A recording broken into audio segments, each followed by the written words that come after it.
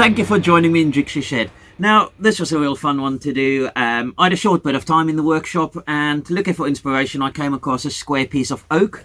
So I decided I'll give it a go, turning my first square little dish. So yeah, a little key dish or something just on display there. Put a few small things in there.